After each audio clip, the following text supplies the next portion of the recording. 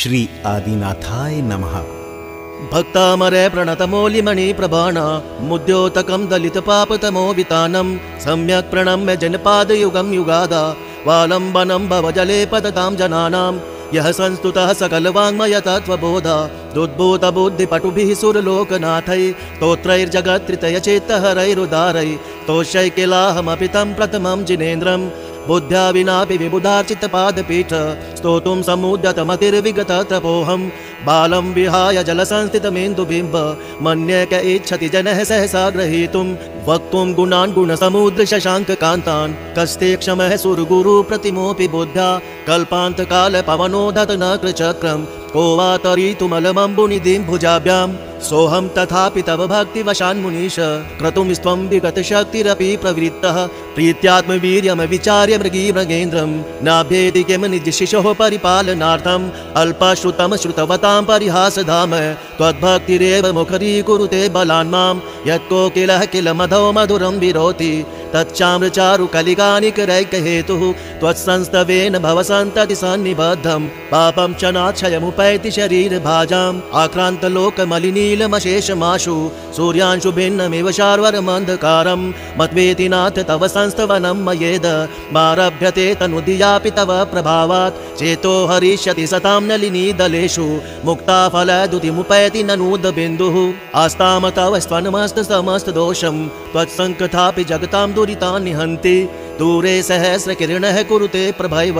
पद्माकरेषु जलजानि विकासभाञ्जी नात्यद्भुतं भुवनभूषण भूतनाथे भूतैर्गुणैर्भुवि भवन्तमभीष्टुवन्तः तुल्या भवन्ति भवतो ननु तेन किं वा भूत्याश्रितं येनात्मसमं करोति दृष्ट्वा भवन्तं निमेषविलोकनीयं नान्यत्र तोषमुपयाति जनस्य चक्षुः पीत्वा पयशशिखरदुतिदुग्धसिन्धुः क्षारं जलं जलनिधेरिसितुं क इच्छेत् यः शान्तरागरुचिभिः परमाणुभिस्त्वं निर्मापितैस्त्रिभुविनैकललामभूत तावन्त एव खलु ते प्रणवः पृथिव्यां यत्ते समानमपरं नैरूपमस्ति वक्त्रं क्यते सुरनरोरगनेत्रहारी निःशेषनिर्जितजगत्त्रितयोपमानं बिम्बं कलङ्कमलिनं कनिशाकरस्य यद्वासरे भवति पाण्डुपलाशकल्पं सम्पूर्णमण्डलशशाङ्ककलाकलाप शुभ्रागुणास्त्रिभुवनं तव लङ्घयन्ति ये संश्रितास्त्रिजगदीश्वरनाथमेकं कस्तानिवार्यति सञ्चरतो यथेष्टं चित्रं किमत्र यदि ते त्रिदशाङ्गनाभिर्नीतं मनागपि मनो न विकारमार्गं कल्पान्तकालमरुताचलिताचलेन किं मन्दराद्रिशिखरं चलितं कदाचित् निर्धूमवर्तिरपवर्जिततैलपूरः कृत्स्नं जगत्त्रयमिदं प्रकटीकरोषि गम्यो न जातु मरुतां चलिताचलानां दीपोपरास्त्वमसि नाथ जगत्प्रकाशः नास्तं कदाचिदुपयासि न राहुगम्यः स्पष्टीकरोषि सहसा युगपजगन्ति नाम्भोधरोदर निरुद्ध महाप्रभावः सूर्यातिशायि महिमासि मुनीन्द्रलोके नित्योदयं दलितमोह महान्धकारं गम्यं न राहुवदनस्य न वारिदानां विभ्राजते तव मुखाब्जमनल्पकान्ति विद्योतय जगदपूर्वशशाङ्कबिम्बं किं शर्वरीषु शशिनानि विवस्वता वा युष्मन्मुखेन्दुदलितेषु तमसु नाथ निष्पन्नशालिवनशालिनि जीवलोके कार्यं क्य जलधरैर्जलभारनम्रः ज्ञानं यथा त्वयि विभाति कृतावकाशं नैवं तथा हरिहरादिषु नायकेषु तेजस्फुरणमणिषु याति यथा महत्वं नैवं तु काशशकले किरणाकुलेऽपि मन्ये वरं हरिहरादय एव दृष्टा दृष्टेषु येषु हृदयं त्वयि तोषमेति किं वीक्षितेन भवता भुवि येन नान्यः कश्चिन्मनोहरति नाथ भवान्तरेऽपि स्त्रीणां शतानि शतशो जनयन्ति पुत्रान् नान्यासुतं ददुपमं जननी प्रसूता सर्वादिशो ददति भानि सहस्ररश्मिं प्राच्येव दिग्जनयति स्फुरदंशुजालं त्वामामनन्ति मुनयः परमं पुमांस मादित्यवर्णममलं तमसः पुरस्तात् त्वामेव सम्यगुपलभ्य जयन्ति मृत्युं नान्यः शिवः शिवपदस्य मुनीन्द्रपन्थः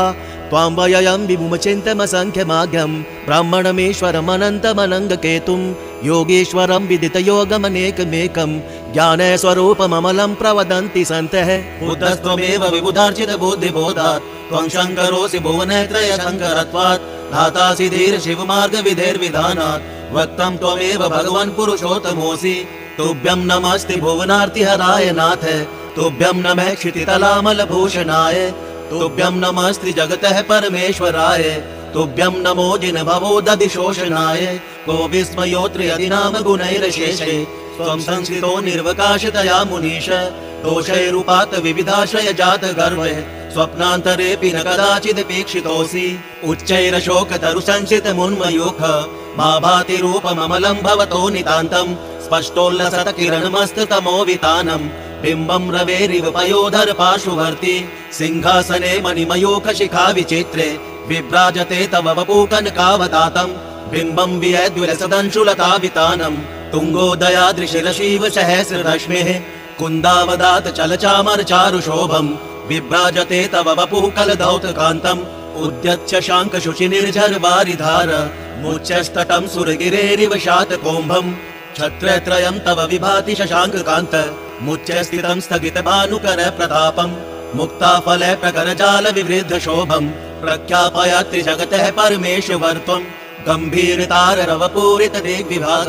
त्रैलोक्य लोक शुभ संगम भूति दक्षः सधर्मराज जय घोषण घोषकः सन् खेदुन्दुभिर्ध्वनति ते यशसः प्रवादी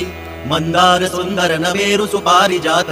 संतानकादि कुसुमोत्कर वृष्टिरुद्धा गंधोद बिंदु शुभ मंद मरुत्प्रपाता दिव्यादिवः पतति ते वचसां ततिर्वा शुंभत् प्रभावलय भूरि विभा विभोस्ते लोकत्रये दुतिमतां दुतिमाक्षिपन्ति प्रोद्धद्दिवाकर निरन्तर भूरि संख्या दीप्या जयत्यपि निशामपि सोम सौम्यां स्वर्गापवर्गगमवार्ग विमार्गनेष्टः सद्धर्म तत्व कथनैक पटुस्त्रिलोक्या दिव्य ध्वनिर्भवति ते विशदार्थ सर्व भाषा स्वभाव परिणाम गुणः प्रयोज्य उन्निद्र हेम नव पंकज पुंज कांति पर्युल्लसन्न कमयूख शिखाभिरामौ पादौ पदानि तव यत्र जिनेन्द्र दत्तः पद्मानि तत्र विबुधः परिकल्पयन्ति इत्थं यथा तव विभूतिरभूजिनेन्द्र धर्मोपदेशन विधौ न तथा परस्य यादृक्प्रभादिनि कृतः प्रहतान्धकारा तादृक्कुतो ग्रहगणस्य विकासिनोऽपि शच्योत्मला विलविलोल कपोल मूल मत्त भ्रमद भ्रमरनाद विवेद्ध शोभम् एरावता भमिव मुद्धतमापतन्तम् दृष्ट्वा भयं भवति नो भवदाशितानां भिन्नेव कुम्भ गलदुज्ज्वल शोणितात्र मुक्ताफल प्रकर भूषित भूमिभागः बद्ध क्रमगतां हरिणाधिपोऽपि नाक्रामति क्रमयुगाचल संश्रितं ते कल्पान्तकाल पवनोदत वैनिकल्पम् दावानलं ज्वलितमुज्ज्वलमुत्फुलिङ्गम् विश्वं जिगीत्सुमिव सम्मुखमापतन्तम् त्वन्नाम कीर्तन जलं शमयत्य शेषम् रक्ते क्षणं समद कोकिल कण्ठ नीलम् क्रोधोधतं फणिनमुत्फणमापतन्तम् आक्रामति क्रमयुगेन निरस्त शङ्कस् त्वन्नाम नागदमनी हृदयस्य पुंसः वल्गत्तुरङ्ग गजगर्जित भीमनाद माजो बलं बलवतामपि भूपतीनाम् उद्धद्दिवाकर मयूख शिखापविद्धम् त्वत्कीर्तनातम इवाशुभिदामुपैति कुन्ताग्र भिन्न गज शोणित वारिवाह वेगावतार तरुणातुर योद्ध भीमे युद्धे जयं विजित दुर्जय जेय पक्षास् त्वत्पाद पंकज वनाश्रयिनो लभन्ते अम्भो निदोषुवित भीषण नक्र चक्र पाठीन पीठ भयदोल्वडवान वाग्नो रंगत्तरंग शिखर स्थित यान पात्रास् त्रासं विहाय भवतः स्मरणाद् भजन्ति उद्भूत भीषण जलोदर भार भुग्नः शोचं दशामुपगताच्युत जीविताशः त्वत्पाद पंकज रजोमृत दिग्ध देहा मृत्या भवन्ति मकर ध्वज तुल्य रूपः आपात कंठ मुरुशंखल वेष्टितांगा गाढं बृहन्नि गढकोटि निगृष्ट जंगा त्वन्नाम मंत्र मनिषं मनुजः स्मरन्तः सदा स्वयं विगत बंध भया भवन्ति मत्ते द्विपेन्द्र मृगराज तवान लाहि संग्राम वारिधि महोदर बंधनोत्थम् तस्याशुनाशमुपयाति भयं भियेव यस्तावकं त्वमिमं मतिमान धीते स्तोत्रे सृजं तव जिनेन्द्र गुणैर्निबद्धां भक्त्या मया रुचिरवर्ण विचित्र पुष्पां धत्ते जनो य इह कंठ गतामजस्रम् तं मानतुङ्गमवशासमुपैति लक्ष्मीः तं मानतुङ्गमवशासमुपैति लक्ष्मीः तं मानतुङ्गमवशासमुपैति लक्ष्मीः इति श्री भक्तामर स्तोत्र।